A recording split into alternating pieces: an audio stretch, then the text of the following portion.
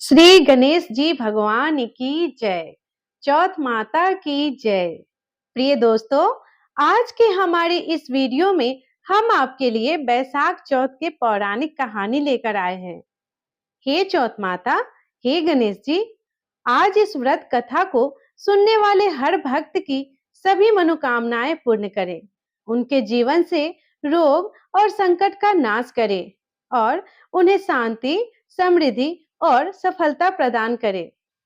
प्रिय दोस्तों, अब हम सुनते हैं चौथ माता की पौराणिक कथा।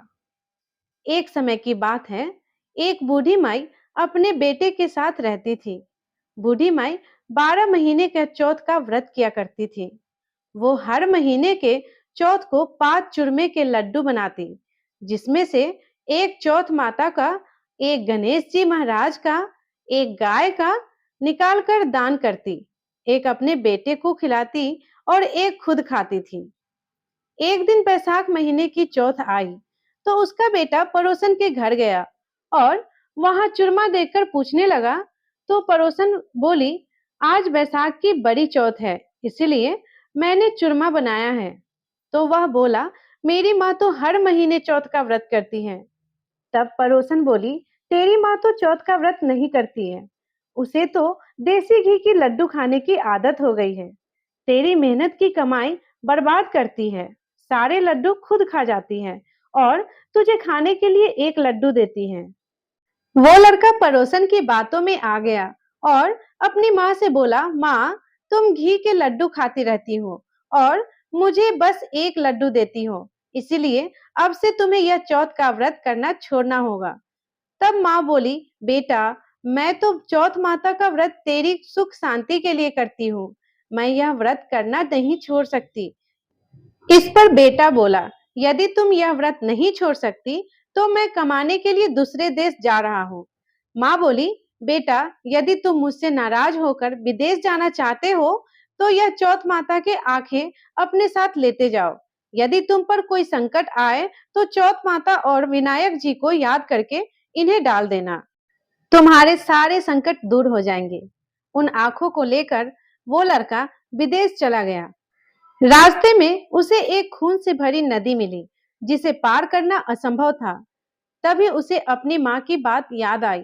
उसने एक आंख को चौथ माता के नाम लेकर उस नदी में डाल दिया और कहा, हे चौथ माता, यदि मेरी माँ सच्ची है और वो मेरे लिए व्रत रखती है तो ये नदी दूध और पानी से भर जाए और मुझे रास्ता मिल जाए।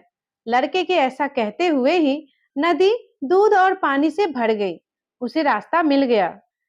आगे चला तो रास्ते में भयानक जंगल में एक शेर मिला, जो उसे खाने के लिए उस पर झपटा।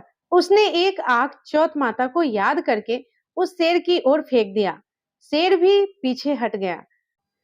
आगे चलकर एक नगर में पहुंचा। उस नगर के राजा के यहाँ रोज एक मिट्टी के बर्तन में अलाव पकता था।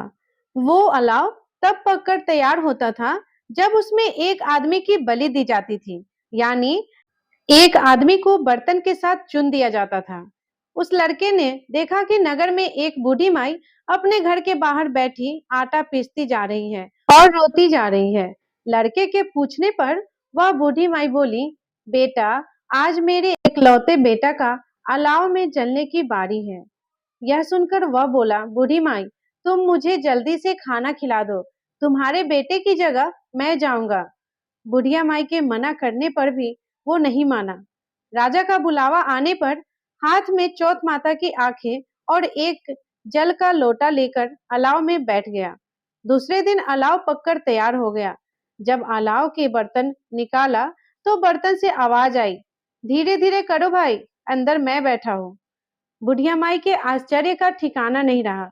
राजा को जब यह खबर मिली तो राजा स्वयं ही यह देखने आए और लड़के की आवाज सुनकर बोले, अंदर कौन है? कोई भूत प्रेत है या कोई देवता? तभी वह लड़का बाहर आ गया। बूढ़ी माई और राजा के पूछने पर उसने कहा, ये चमत्कार चौथ माता और विनायक जी महाराज के व्रत का है, जो मेरी माँ हर महीने मेरी लंबी आयु के लिए करती है। उन्हीं के प्रताप से आज मेरा ये भयानक संकट दूर हुआ है। ये सुनते ही राजा ने पूरे नगर में ऐलान करवा दिया कि सभी सुहागन महिलाएं, बेटे की मां और कुंवारी कन्याएं चौथ माता का व्रत करें। हो सके तो 12 महीने की चौथ का व्रत करें, नहीं तो 4 बड़ी चौथ का व्रत अवश्य करें, और वो भी ना हो तो 2 चौथ तो अवश्य ही करें। हे चौथ माता, जैसे बुढ़िया के बेटे पर कृपा करी, वैसे ही इस कथा को कहने और सुनने वाले सभी भक्तों पर अपनी कृपा करना। जय हो चौथ माता। तो प्रिय मित्रों, ये थी बैसाख चौथ व्रत की कहानी। तो प्रिय दोस्तों, आपको ये कथा कैसी लगी? अगर अच्छा लगी हो तो वीडियो को लाइक करें, चैनल पे नए हैं तो सब्सक्राइब करना बिल्कुल ना भूलें और कमेंट में जय चौथ माता अवश्य लिखें। धन्यवाद।